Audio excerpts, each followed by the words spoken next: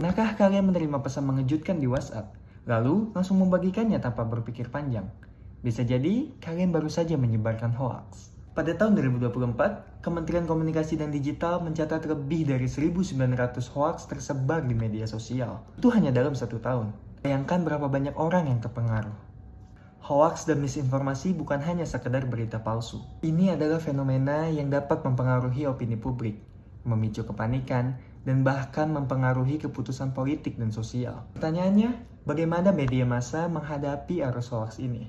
Apakah benar mereka menjadi benteng terakhir dalam menghadapi hoaks? Yuk kita bahas. Tapi sebelum kita membahas lebih jauh, yuk kita pahami dulu apa itu hoaks dan apa itu misinformasi. Hoaks merupakan informasi, kabar, berita yang palsu atau bohong. Atau simpelnya, hoaks ialah informasi yang sengaja dibuat-buat atau direkayasa untuk menutupi informasi sebenarnya. Contoh dari hoaks ialah isu vaksin COVID-19 yang mengandung chip untuk mengontrol manusia. Lalu, ada misinformasi. Misinformasi adalah informasi yang keliru, tetapi orang yang menyebarkannya percaya bahwa itu benar. Menurut The Debunking Handbook tahun 2020, misinformasi disebarkan karena kesalahan atau tanpa maksud untuk menyesatkan. Atau sederhananya, misinformasi ialah informasi salah yang disebarkan tanpa niat jahat. Contohnya ialah ketika ada seseorang membaca data korban kecelakaan yang salah, lalu langsung menyebarkannya tanpa verifikasi. Itu merupakan misinformasi. Lalu yang terakhir ada disinformasi. Disinformasi ialah informasi yang keliru. Lalu orang yang menyebarkannya tahu itu salah, tetapi tetap menyebarkannya. Disinformasi ini ialah informasi yang sengaja dibuat untuk menipu. Biasanya digunakan dalam propaganda politik. Ketiganya berbahaya, terutama jika menyebar tanpa kontrol. Nah, bagaimana hoaks bisa menyebar begitu cepat? Nah, mari kita bahas. Penyebaran hoaks tidak terjadi begitu saja. Ada 3 faktor utama yang membuatnya cepat viral. Media sosial dan algoritma. Media sosial dirancang untuk menampilkan konten yang menarik perhatian. Sayangnya, berita yang mengejutkan lebih cepat viral dibanding berita yang membosankan.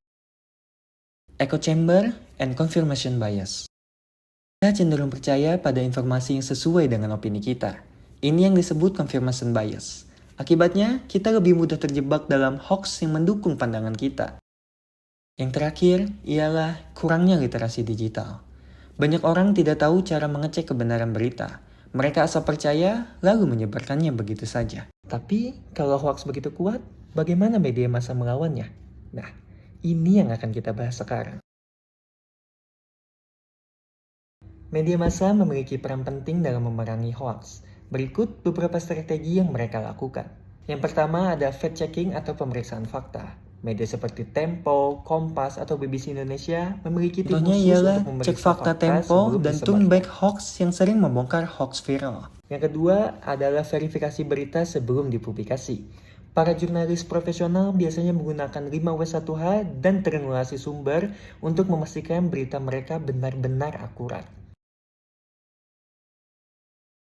Platform seperti Google dan Meta bekerjasama dengan media untuk menandai berita palsu dan mengurangi penyebarannya. Terakhir adalah edukasi publik.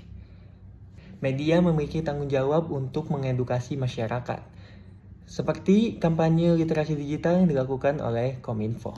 Jadi, meskipun hoax terus berkembang, media massa tidak tinggal diam. Tapi, apakah upaya ini cukup? Jawabannya ada di tangan kita sebagai konsumen media.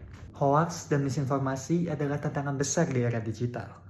Media massa memang berperan penting dalam menyangkalnya, tapi kita juga bertanggung jawab atas informasi yang kita sebarkan. Mari kita sama-sama menjadi masyarakat yang cerdas dalam memilah informasi. Kalau kalian setuju, klik kolom komentar dan sebarkan video ini. Terima kasih, sampai jumpa. Dadah!